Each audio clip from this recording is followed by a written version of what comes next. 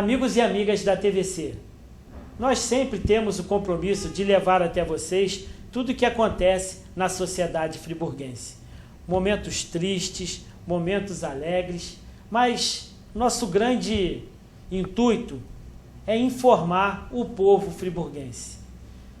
Vivemos em um Estado democrático de direito, onde a justiça é o grande guardião dos direitos e dos deveres de todos os cidadãos que vivenciam em nossa cidade, com sua família, em nossa sociedade, buscando, através do trabalho, através do suor de seus rostos, viabilizarem recursos para dar conforto a toda a população. Sabemos que o maior milagre do mundo é você viver em sociedade. Isto porque eu sou diferente de você, que é diferente do seu vizinho, que é diferente de toda a comunidade, e essas diferenças, vivendo juntos, isso é o grande milagre que há no mundo. Mas, de qualquer forma, sempre há algum tipo de problema que um cidadão acha que está certo, o outro cidadão acha que tem razão. Para se dirimir estas dúvidas, as barras da justiça é o local aonde a gente deve procurar saber quem tem a razão. E, como testemunho, gostaria de elogiar o senso de justiça, a capacidade administrativa, o senso do bem comum da nossa sociedade, desse nosso entrevistado de hoje. Isto porque melhor do que você nascer na cidade é você escolher uma cidade para morar. Ele escolheu Nova Friburgo. Ele escolheu tudo aquilo que ele acumulou de conhecimento, de bagagem, principalmente de legislação em nível brasileiro, quiçá em nível mundial. Toda essa cultura jurídica ele trouxe para servir melhor a nossa sociedade. Então é com grande prazer, com grande alegria e com grande emoção que a gente tem a possibilidade de levar até os lares de Nova Friburgo a palavra inteligente, a palavra justa, a palavra amiga, principalmente a palavra norteadora deste homem que consegue, através das suas decisões, promover a justiça em nosso município e em nossa região. Doutor Elmo, é um prazer em tê-lo na tela da TVC. Obrigado, Marcos. É um prazer estar aqui, dando alguns recados aos nossos telespectadores, nesse momento em que Nova Friburgo tenta se reerguer e a população com certeza vai se tornar menos sofrida ao longo do ano. Doutor, o senhor tem conhecimento, eu fui eleito vereador, o vereador mais votado da história do nosso município, e tenho cerca de 1.200 projetos de lei. Só para o senhor ter uma noção, na legislatura passada foram 15 vereadores, 12 titulares e 3 suplentes ao longo de 4 anos. E eles fizeram no somatório 503 projetos de lei. Em 2 anos eu já fiz 1.200 projetos de lei. Eu queria que o senhor explicitasse para o nosso telespectador como é a hermenêutica, como é a interpretação da lei, aonde às vezes se interpreta de um jeito, às vezes se interpreta do outro. E acredito eu que essa interpretação é que faz a maior beleza da cultura jurídica. Pois é, Marcos. Eu acho que a maioria da população ela confunde muito, ou pelo menos não sabe, não tem acesso a essa informação. Qual seria? O que cada um pode e tem que fazer no poder público. A pessoa, às vezes, nunca sabe muito bem o que o Poder Executivo, o Poder Legislativo e o Poder Judiciário, o dever que cada um incumbe. É até algo muito engraçado. Esse dia eu estava conversando com o meu pai, estava relatando algumas questões da justiça, e ele não tem conhecimento de direito, ele tinha uma outra profissão, hoje ele está aposentado, e ele falou para mim, não, mas você resume isso tudo, vai reclamar com o ministro da Justiça, como se o ministro da Justiça fosse o meu chefe, que não tem nada a ver. O ministro da Justiça ele trata de assuntos até alguns relacionados com justiça, mas ele não tem qualquer gerência no poder judiciário.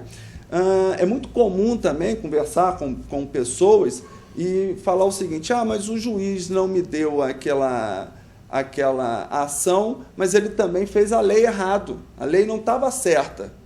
Então, preciso saber o que cada um tem que se desincumbir o seu trabalho junto ao poder público, né? Assim, muito resumidamente, de uma forma bem genérica, o poder judiciário, nós juízes, nós não criamos a lei. Sem não dúvida. somos nós que queremos fazer desse ou daquele jeito. Existe um outro poder, que no caso é o poder legislativo, do qual você faz parte, Marcos. Esse sim, são pessoas eleitas pelo povo, isso é bem que se diga, nós juízes não somos eleitos pelo povo. Nós não temos legitimidade democrática decorrente do voto. A pessoa não vai lá, diferente de alguns países, a pessoa não vai lá no dia da eleição votar o seguinte: eu quero como juiz de Nova Friburgo o João de tal. Não é assim. O modo de seleção é outro. Mas o poder legislativo é que tem a incumbência de fazer as leis. Então, se existe algum determinado tipo de problema na sociedade, o legislativo vem, se reúne, discute, por isso que é mais de um, e chega a um determinado consenso.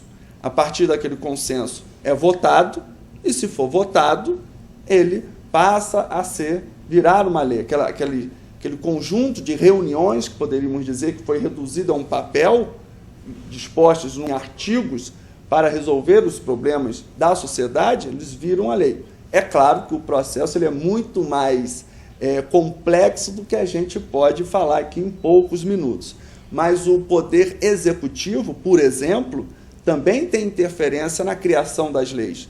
Você sabe muito mais do que eu que tanto o prefeito, como o governador, como o presidente da República, ele também faz parte desse processo legislativo. Como? Ele pode chegar muito bem no seu gabinete, através de toda a assessoria que ele tem, vetar uma lei.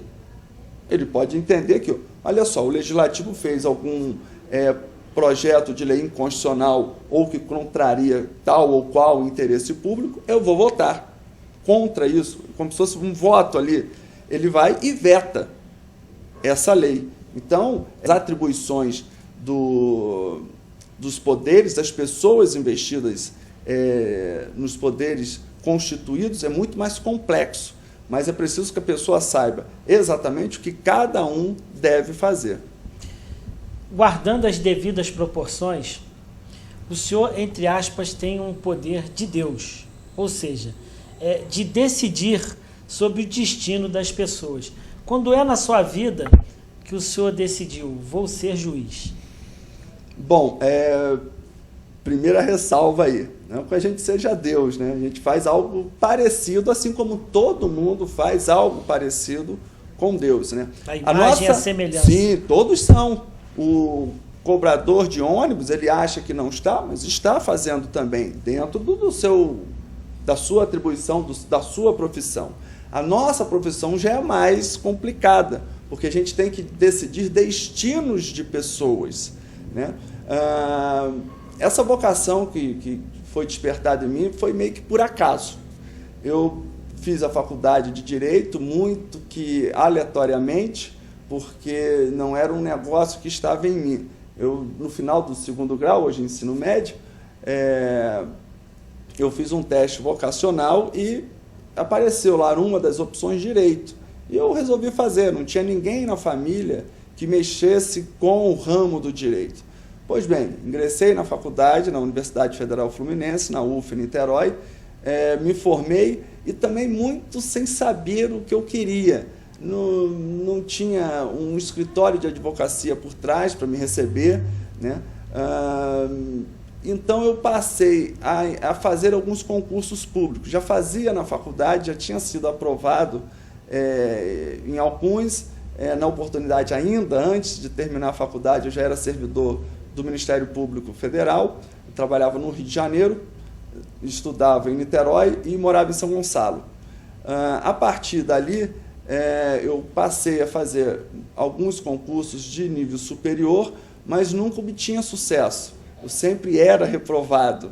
Na primeira fase eu passava alguns concursos até muito bem, teve uma oportunidade até de ser aprovado em primeiro lugar na primeira fase num concurso, mas chegava na segunda fase, eu perdia. Dali, num dos concursos, eu fui chamado para ser servidor da Justiça Federal. Fui chamado 4 anos depois para fazer uma prova, então, de datilografia ainda, e fui aprovado. Bom, lá fui nomeado para a Justiça, trabalhei um curtíssimo tempo no Rio de Janeiro, e aí você vê como são os desígnios de Deus, né? Por circunstâncias alheias à vontade de qualquer pessoa na Justiça, eu fui trabalhar na 4ª Vara Federal de Niterói, no qual até hoje trabalha lá o juiz William Douglas, muito conhecido aí por livros, como passar em concursos. Ele é realmente um ícone e um grande vendedor de livros. Bom, trabalhando com ele, fui primeiro trabalhar na secretaria e logo depois fui trabalhar mais diretamente com o juiz. E ali fiquei um tempo no qual ele começou a despertar em mim o interesse de realizar um concurso para a magistratura, né? Fiquei mais ou menos 2 anos, quase 3 anos trabalhando ali. Foi um período muito bom, muito proveitoso. Fiz um primeiro concurso para a magistratura federal, não consegui obter êxito, também fiquei na segunda fase.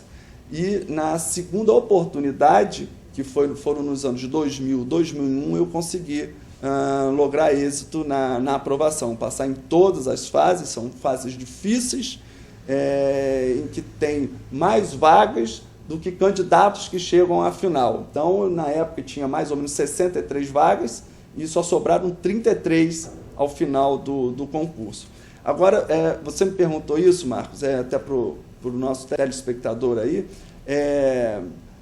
notar o seguinte: eu sempre, na oportunidade, objetivava um caminho e sempre ia por aquele caminho. E aquele caminho sempre barrava as portas para mim. E teve tempo que eu cheguei a desistir, cheguei a pensar, pedir demissão da Justiça, porque havia passado uma tarefa para mim muito mais difícil do que eu acreditava poder realizar.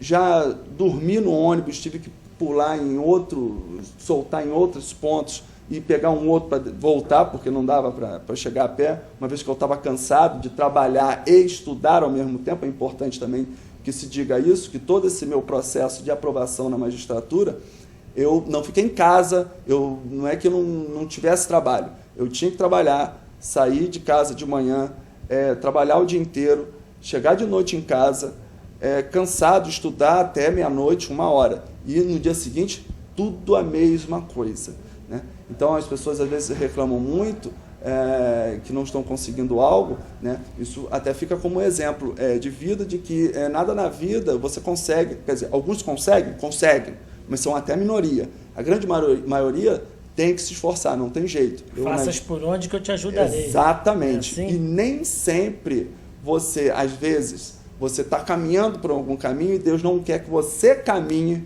por aquele trilho.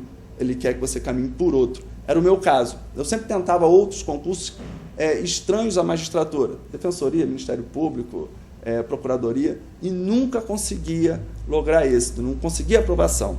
A partir do momento que eu mudei o foco, assim, uma guinada tremenda, porque as matérias são diferentes, são diversas, você tem que estudar tudo de novo, tudo do zero. Aquilo, todo o tempo que você teve, você joga fora praticamente. Você tem que começar tudo de novo, ler outros livros. E aí eu dei uma guinada. Na primeira guinada que eu dou e faço por um caminho totalmente diverso, eu perco na primeira, Fico chateado, penso em desistir de tudo, Mas, como eu também sou teimoso, eu continuei trilhando aquele outro caminho. E logo na segunda oportunidade, eu consigo lograr êxito.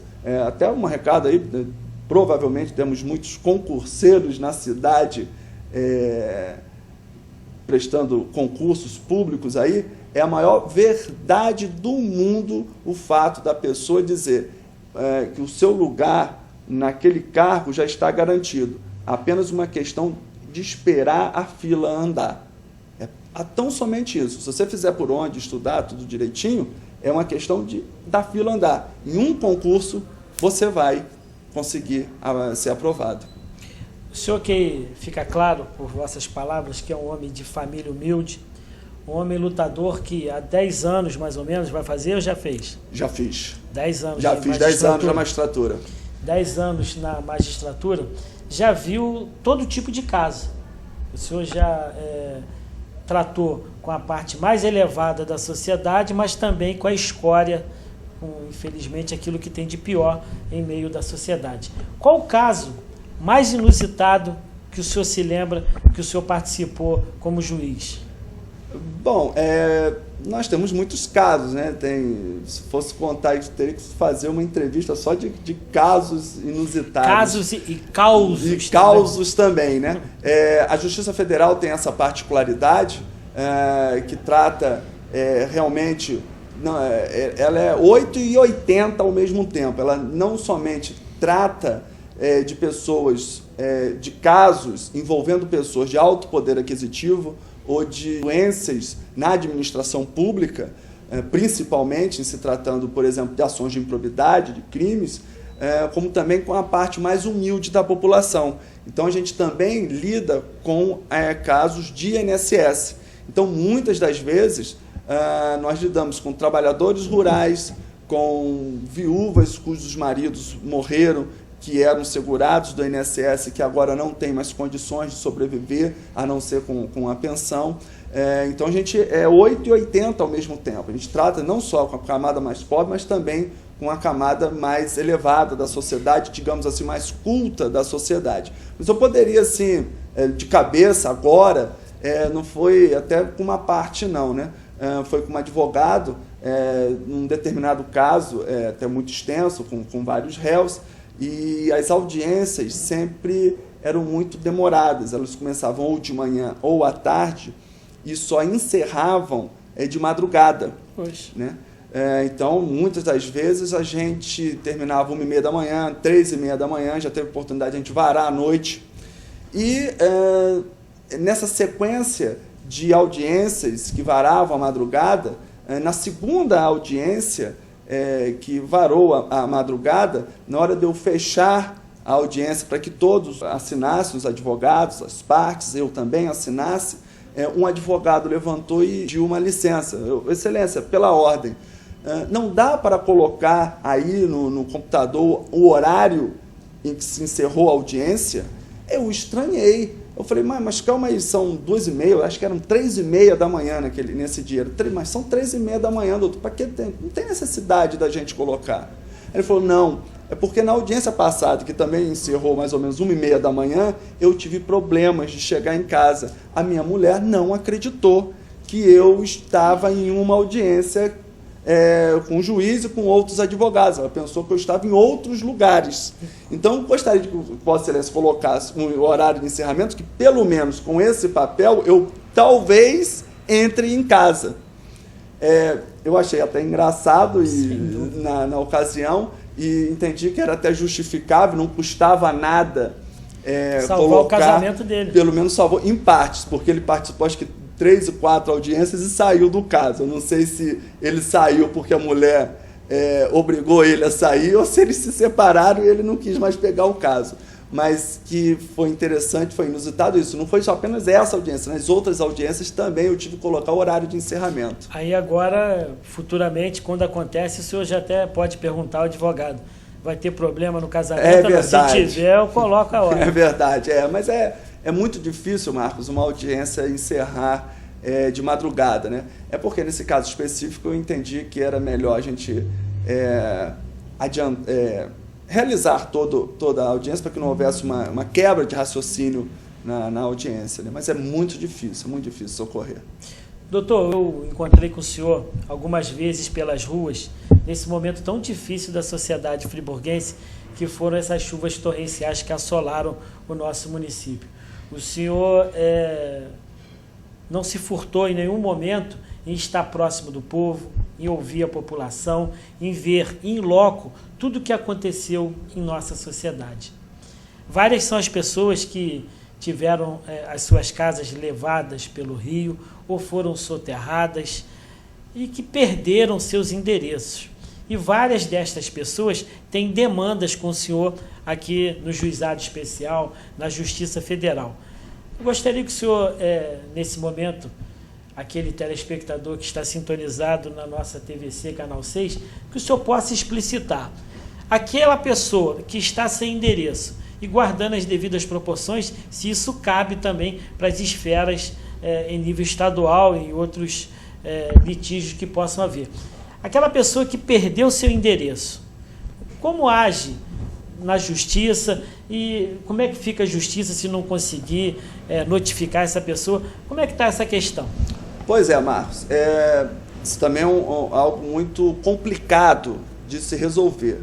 Então, é importante o seu veículo de comunicação, que abrange aí grande parte de Nova Friburgo e até outros municípios, para que a gente possa esclarecer a população, uma vez que depois que o leite derramou é difícil você colocar na vasilha de novo. Então é importante que a população saiba como proceder.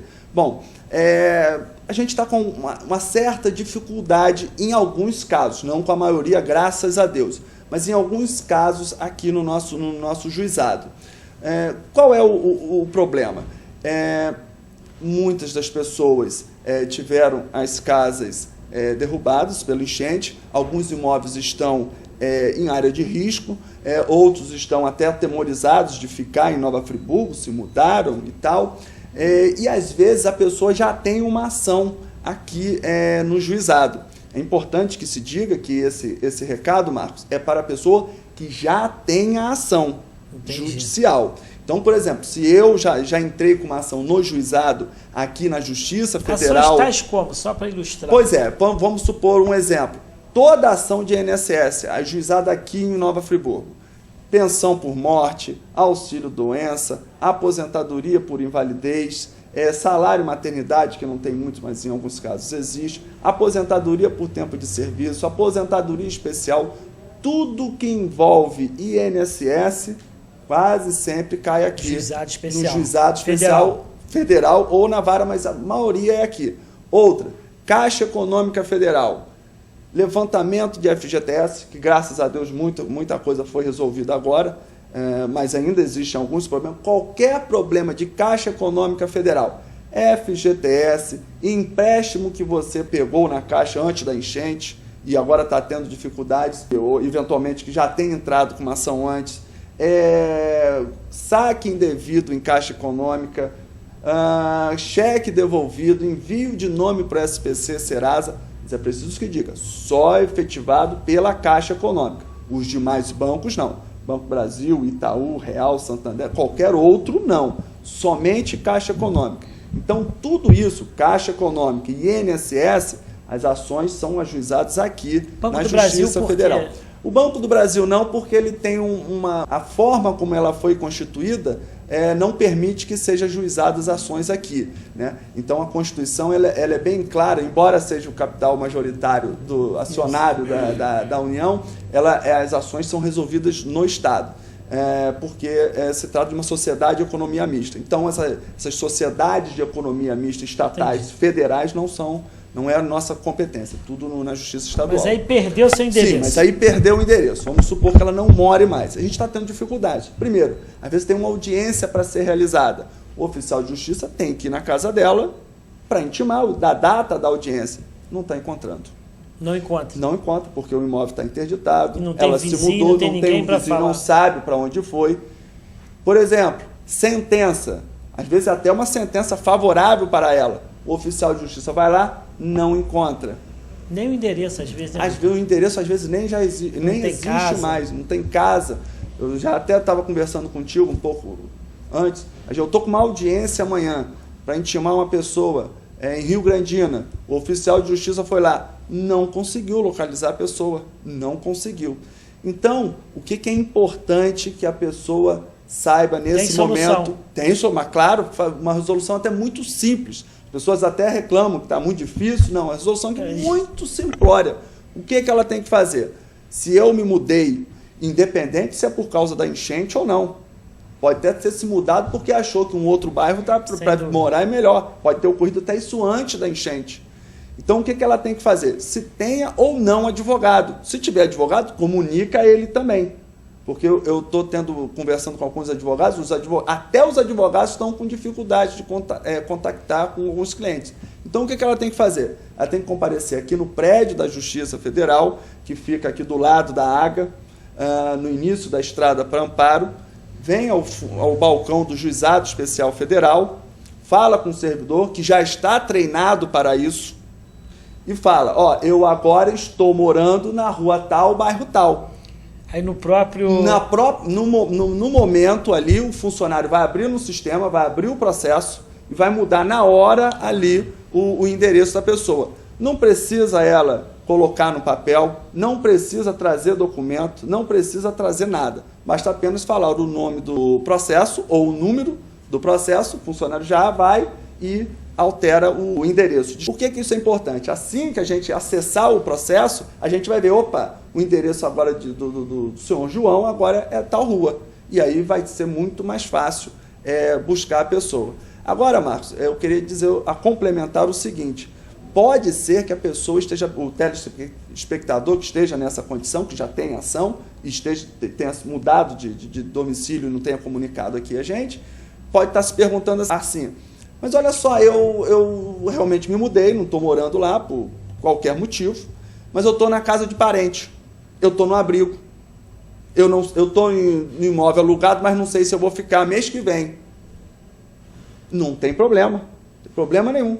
Basta apenas ele vir aqui, dizer que no atual momento ele pode ser encontrado em tal rua e deixa um telefone de contato que não precisa ser dele. Pode ser de uma pessoa de confiança, parente ou não. Parente ou não. Ele deixa um telefone e aí, se porventura ele vier a se mudar de novo, pelo menos a gente tem um telefone de contato. A gente liga para aquele telefone e pergunta, ó, o senhor fulano de tal está morando aonde agora? Que é muito mais fácil, as pessoas se comunicam muito mais. Mas para questões de justiça, às vezes ela até esquece da ação. Então é isso que é muito importante para o espectador que tem uma ação na Justiça Federal, faça.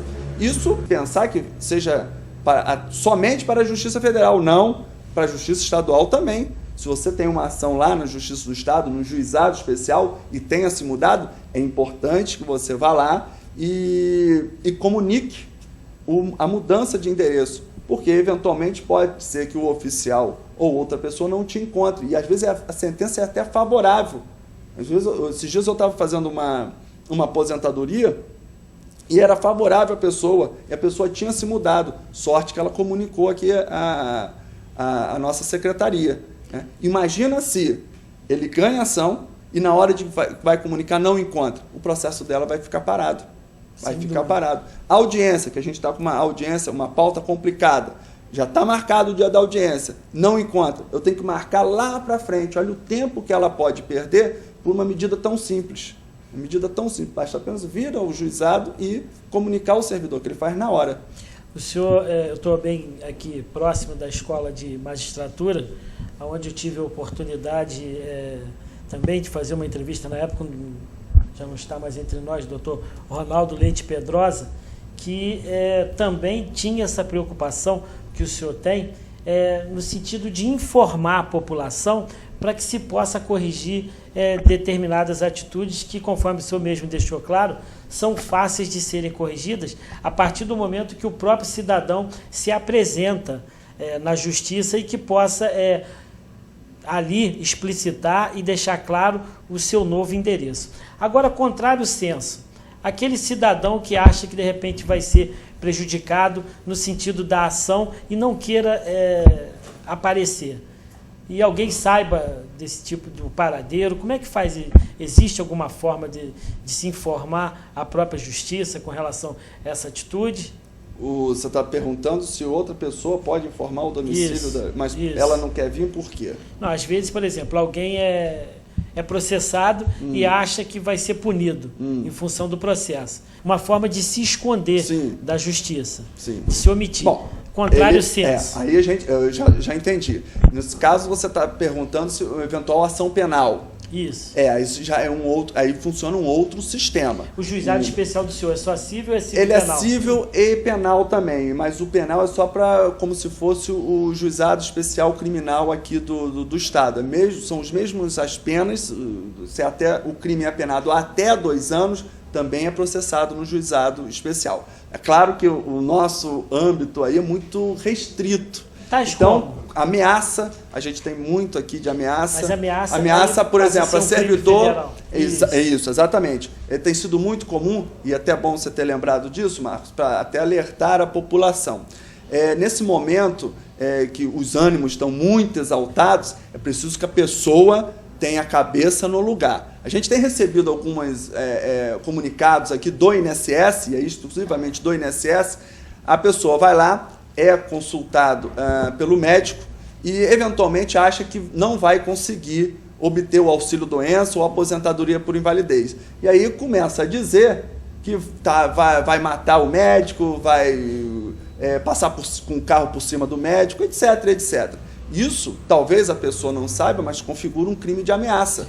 O que o médico vai fazer? O perito ele passa a ser federal. Exatamente. O perito ele é um servidor público do INSS, que é uma autarquia federal, é um ente público federal. Entendi. E aí o que o médico vai fazer? A gente tem recebido alguns casos aqui, não são muitos também, graças a Deus, mas o médico ele faz um comunicado para o agente do INSS, no caso a procuradoria, o advogado do INSS, e o advogado do INSS comunica ao Ministério Público que entra com uma ação penal aqui. E é processado pelo Juizado Especial Criminal. Aí esse cidadão perdeu a sua casa. Ele perdeu a casa. Aí ele está assistindo a TVC sim. E o senhor convoca para que ele venha. Exatamente. Ele pode vir ou não vir. Ele tem esse direito também. Aí é um pouquinho diferente das ações quando ele pede. Aqui ele está sendo processado. Então, as normas, as regras, a lei funciona um pouquinho diferente. Ele tem o direito de não querer vir. Isso é um direito que ele tem. Agora, existem algumas consequências em razão disso. Tais como, por exemplo, a ameaça. O crime de ameaça, como o legislador entendeu que não é algo tão grave assim, como roubo, como homicídio, ele apenou com uma pena menor, que não excede a 2 anos, e é sujeito ao Juizado Especial Criminal Federal, no caso. Nesse Juizado Especial Criminal, existem algumas medidas discriminadoras, ou seja, tenta ajudar ao máximo aquela pessoa que cometeu aquele delito, que não é um delito muito grave aos olhos da sociedade, pelo menos do legislador. Por exemplo, o que aconteceria se eu chegasse e roubasse o seu relógio, Marcos? Eu seria processado. Eu teria alguma chance no decorrer da ação penal? Não. O Ministério Público iria lá juntar todas as provas contra mim, que eu roubei o seu relógio, e iria entrar com uma ação penal. E eu ia ter que me defender nesta ação penal. Se lá na frente eu vou ser absolvido ou condenado, é uma outra história. Mas eu ia ter que me submeter a todo um processo penal. Ia ter que chamar testemunha de defesa, o juiz ia ter que chutar as testemunhas de acusação, eu ia ser interrogado, etc, etc. Aqui, por exemplo, no crime de ameaça, no juizado criminal especial, é diferente. Antes de entrar com uma ação penal, o Ministério Público ele oferece uma transação, que é mais ou menos o seguinte, é uma barganha.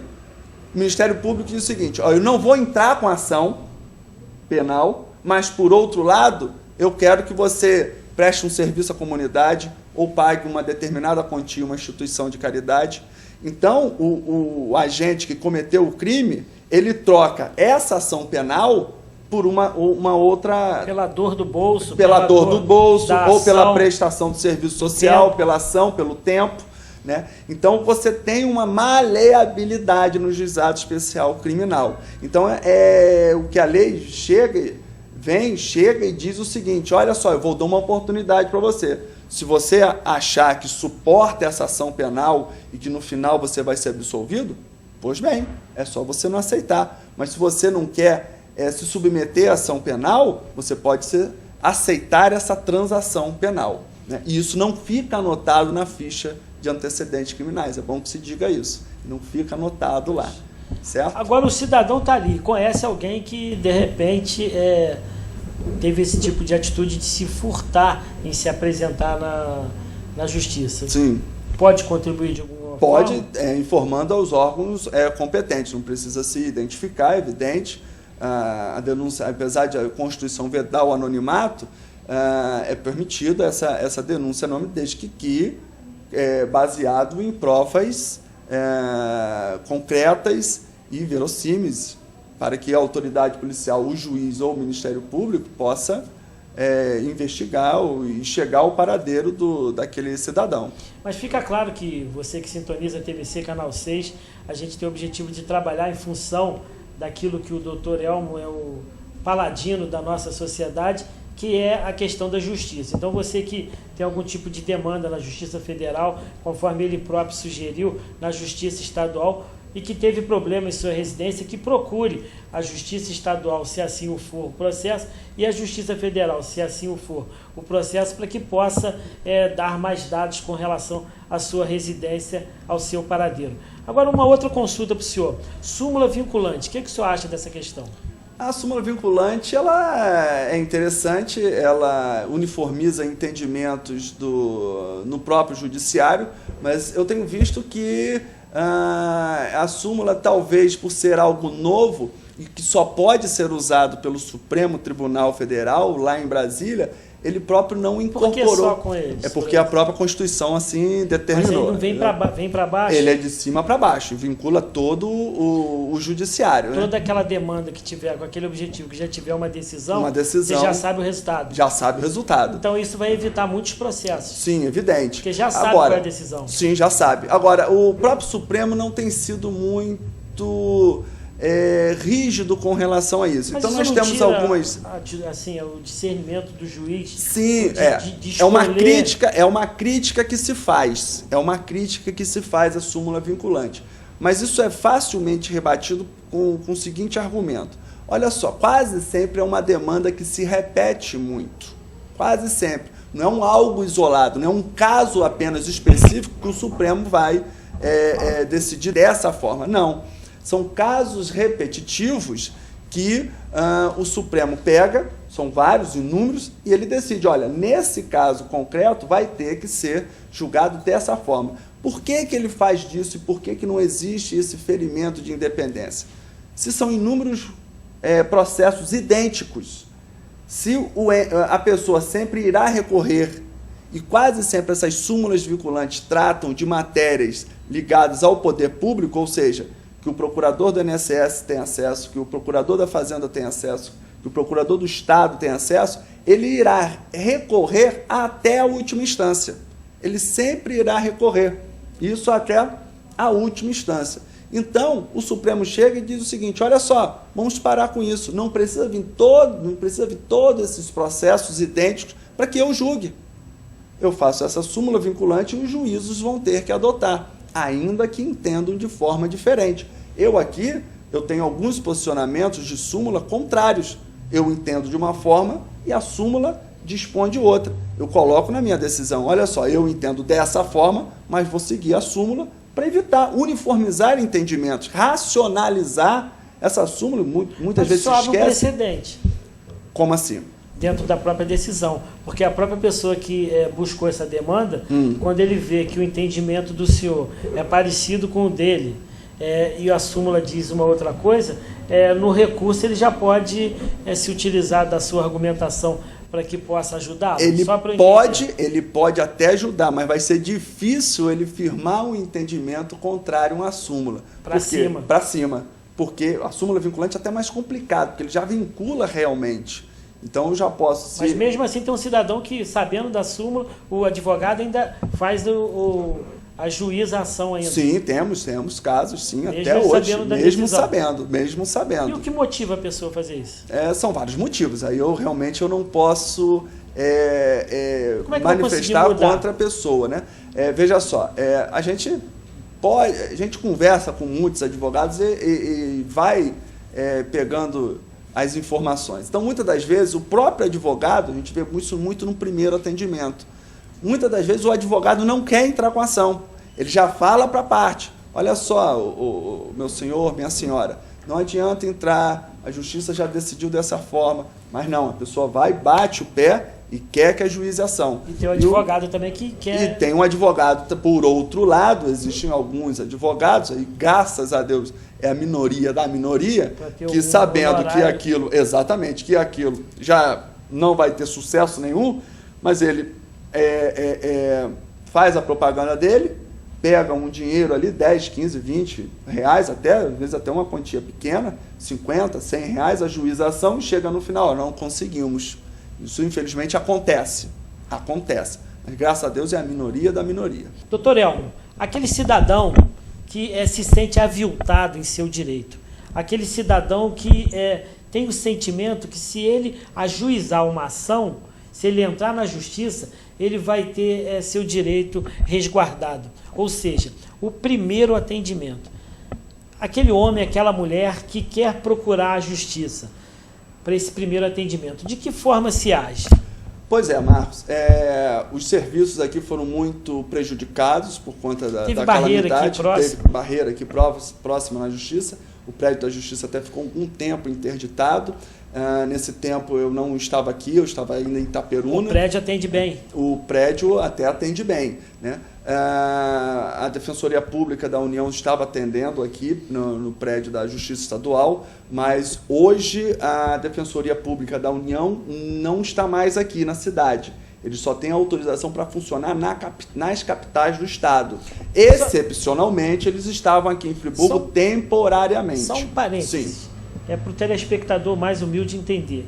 O Ministério Público Federal e a Defensoria Pública Federal, qual a diferença de um para o outro? Pois é, o Ministério Público Federal não faz atendimento nenhum à população. Não faz. Básica, até recebe algumas denúncias que você tem alguma irregularidade na área federal de improbidade, ou seja, existe algum servidor público se enriquecendo indevidamente, ou se existe algum crime federal que você queira denunciar, tem lá o Ministério Público Federal, que é ali próximo da Praça do Suspiro.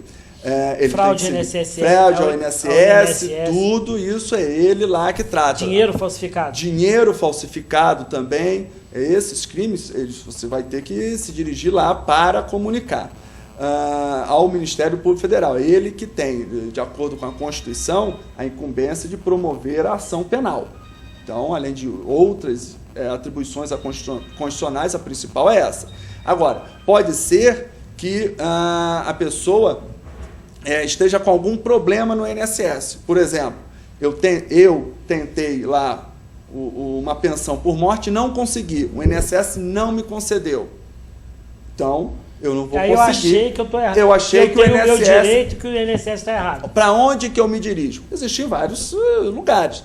Você pode contratar um advogado particular e ele vai entrar com uma ação. Mas aí você vai dizer o seguinte, mas eu não tenho dinheiro para pagar um advogado. Um advogado é caro. Não tem problema. Nós temos 3, na cidade aqui de Nova Friburgo, nós temos 3 pontos que atendem demandas exclusivamente para a Justiça Federal. 3 pontos. Um, que é Estácio de Sá. Tem que se dirigir lá ao núcleo de primeiro atendimento da Estácio de Sá, que eles vão atender os dias determinados lá, que eu de plano agora não tenho. Tem também a Cândido Mendes aqui, a Universidade Cândido Mendes. A Cândido Mendes eu sei que atende muito bem. Atende bem, sim. Eu conheço até a coordenadora, a doutora Rosimar, tem o professor Cláudio também, e os outros professores, em frente ao Fórum Estadual. Também aqui no prédio da Justiça Federal, nós temos uma advogada que é da Estácio, que também atende às segundas-feiras, das 13 às 18 horas. Então, basta apenas chegar neste horário que será atendido.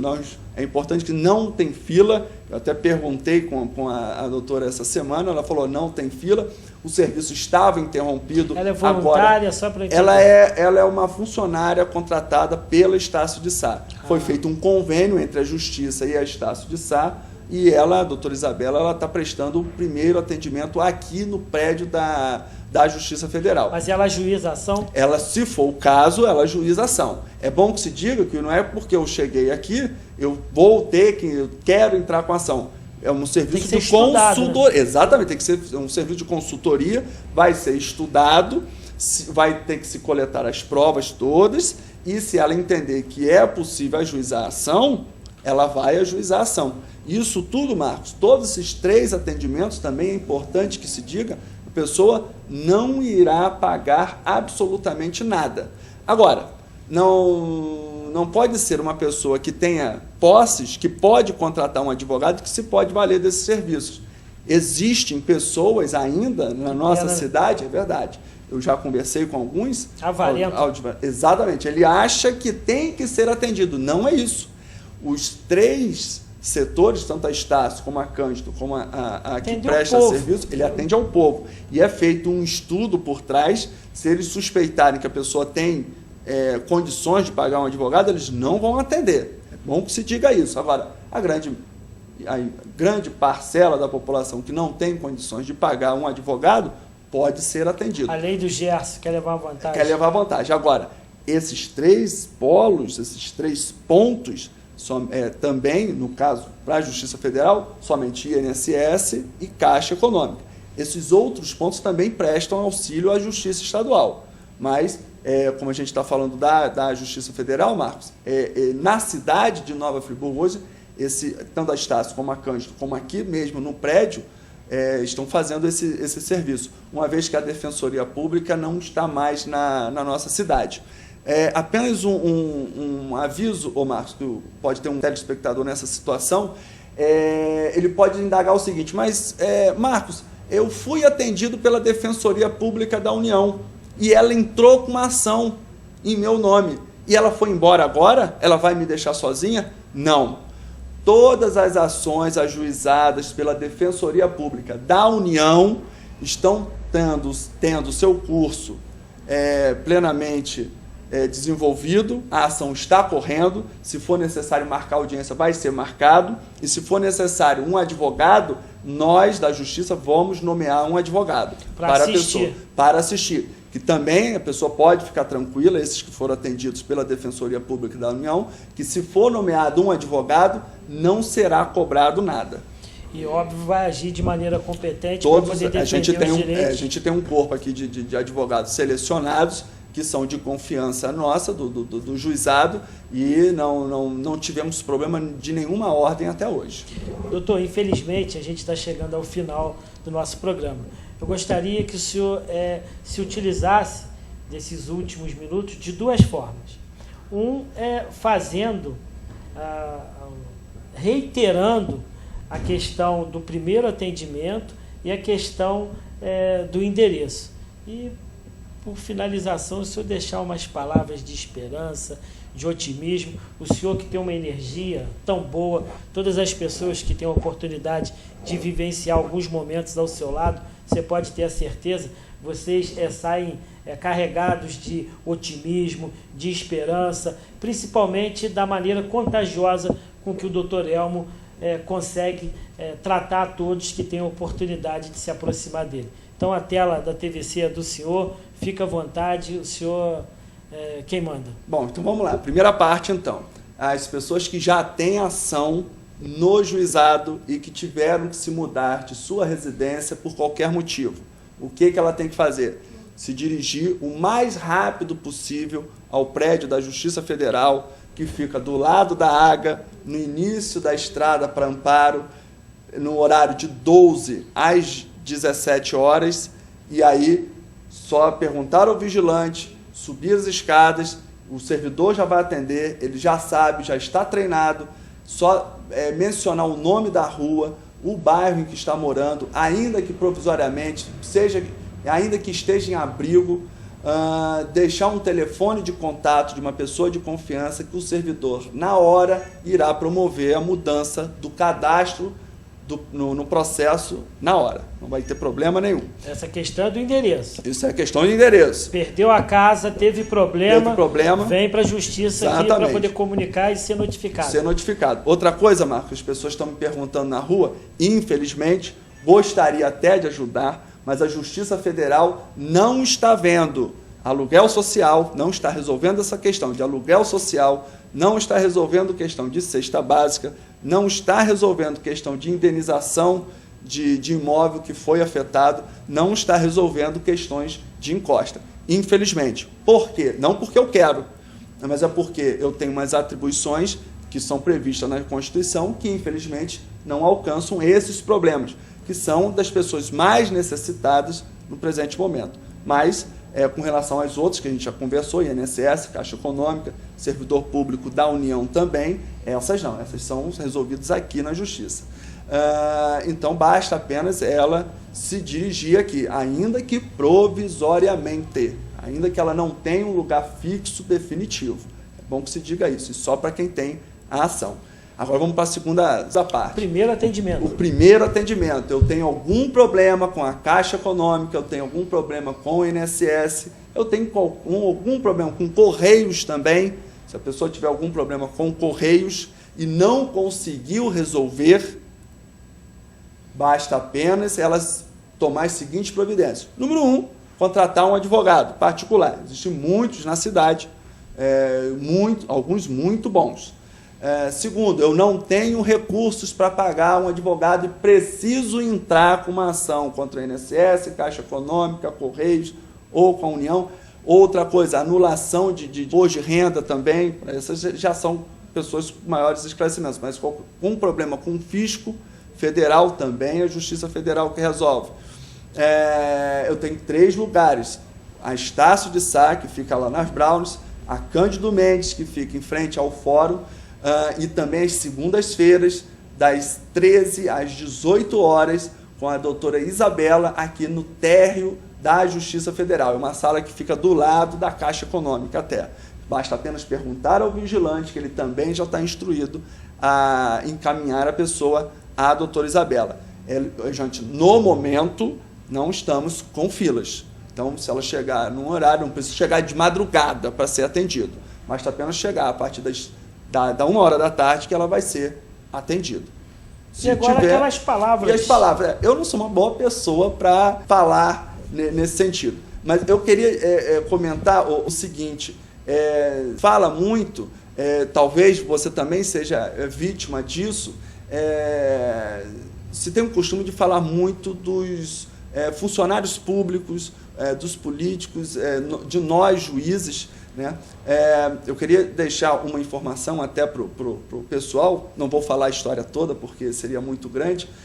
No dia da calamidade eu não estava aqui em Nova Friburgo, eu ainda trabalhava em Itaperuna, recebi uma ligação 7h da manhã do dia 12 de janeiro, muito truncada, tentei falar com outras pessoas aqui da cidade, infelizmente eu não consegui falar, e naquele dia, no dia 12, eu tive que sair 10h30 da manhã de Itaperuna, né, sem saber absolutamente nada do que tinha acontecido aqui em Nova Friburgo. Não sabia nem que a ponte de Bom Jardim tinha caído. Por desígnio de Deus, eu fui levado a transitar no único caminho que tinha acesso a Nova Friburgo, que era por Rio Grandina, através de 2 barras. Então, eu peguei um carro, fui com o motorista, depois ele pegou o meu carro e voltou, porque não tinha condição de transitar na cidade, e eu, em Rio Grandina, consegui chegar até o Cônego, que é onde eu resido. Isso tudo no dia 12 à tarde. Eu não vou contar como que eu cheguei. Alguns falam até que eu peguei para outro dia. Cheguei a pegar caminhão, carona com Kombi, a pé também, mas consegui chegar. E me impressionou muito, né, naquela oportunidade, que eu passei por várias localidades que estavam muito ruins. Duas Pedras, Conselheiro. Né? De lá para cá, eu tive que desenvolver algumas atividades, tive que voltar para Itaperuna, porque eu ainda estava trabalhando lá, e somente agora, no final de fevereiro, é que eu pude retornar a Nova Friburgo. O tribunal concedeu essa oportunidade e eu vim trabalhar de forma definitiva em Nova Friburgo. O culpado é a paixão que o senhor tem por nossa cidade. É verdade. De lá para cá, eu tenho, aí já passaram 2 meses, né? Não tenho como me movimentar muito, mas eu tenho feito aqui algumas visitas às instituições, às nossas parceiras aí. Eu já fui na Laje, já conversei com o pessoal da Laje, já já fui a um abrigo lá, né, em Olaria também, no SASE, para colocar meus informativos. Estou tentando visitar, já fui a algumas reuniões, uma reunião da Defensoria, né?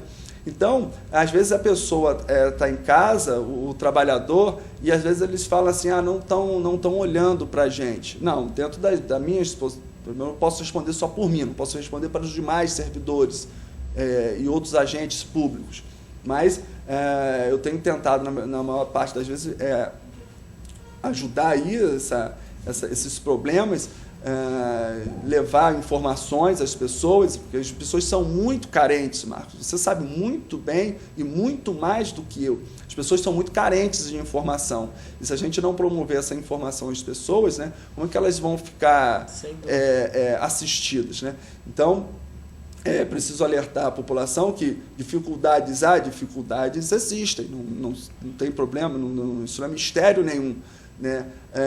Problemas irão surgir nas execuções de políticas públicas, problemas irão surgir, inclusive, e aqui eu posso até adiantar, agora eu não posso falar nomes porque eu não sei, problemas de corrupção, infelizmente isso ocorrerá na nossa cidade. Está previsto aí um aporte de recursos muito grande para a cidade de Nova Friburgo, seja de recursos federal, estadual ou municipal. Doações, né? E é preciso que a população fique em cima e fiscalize, porque se tem um costume muito ruim de falar o seguinte, não, mas é o servidor que tem que fiscalizar isso aí. Não, do povo todo, não só o legislativo, mas também o próprio executivo e também o cidadão comum, ele tem esse poder de fiscalizar. E nesse momento, Marcos, eu acho muito importante não apenas cobrar as ações, porque no presente momento nós temos que ter ações emergenciais e imediatas, mas também fiscalizar a execução dessas políticas.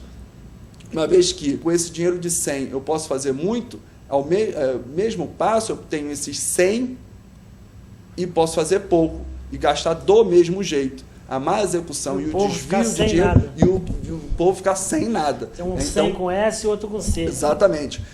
O que eu não tenho visto, Marcos, também, até o presente momento, essa união entre os próprios moradores. Existem algumas comunidades que já estão formando associações para lutar pelos seus direitos. Eu não vejo, Marcos, que existem, por exemplo, as pessoas cobram muito do poder público, mas a sociedade tem que ser organizada, ela tem que se reunir e cobrar posturas de uma forma direcionada, não pode ser aleatoriamente. Quando o povo quer, consegue tudo. Então, eu vejo em algumas localidades aqui, ela está desenvolvendo em associações, comitês, dirigentes, mas muitas comunidades ainda não. Então é importante que existam lideranças nos locais e pessoas dispostas a resolver, e um dado importante, tudo isso envolve tempo e aborrecimento. Isso é inegável. Mas eu não quero me envolver nisso porque isso dá aborrecimento. Dá, sim, mas a vida é essa. A vida é essa. Eu aqui no meu trabalho tenho meus aborrecimentos, que não são poucos, mas é preciso que ela se organize para postular o que tem que ser cobrado aí nos próximos meses. Isso eu não tenho visto muito ainda. O maior aborrecimento que o senhor tem é com o Flamengo do senhor, que às vezes lhe dá alegria e às vezes lhe dá tristeza. É verdade. Doutor, eu fico feliz de ter a oportunidade de conversar com o senhor. Quero falar que eu reputo o senhor, doutor Gustavo, doutor Edel Nara Ramos, a desembargadora, doutora Conceição, doutor Paulo Wagner, como grandes ícones da justiça em nosso município, doutor Juliano, também do Ministério Público, e tem vários outros que trabalham em função de se manter e serem guardiãos e guardiãs da nossa Constituição, dos direitos e dos deveres dos cidadãos friburguenses. Quero parabenizá-lo pela vossa ação, pelo ser humano que o senhor é e principalmente pelo senso de justiça que é inerente em cima de todas as decisões que o senhor profere frente à Justiça Federal. Muito obrigado, conte com a gente. TVC, a TV que está em todo lugar.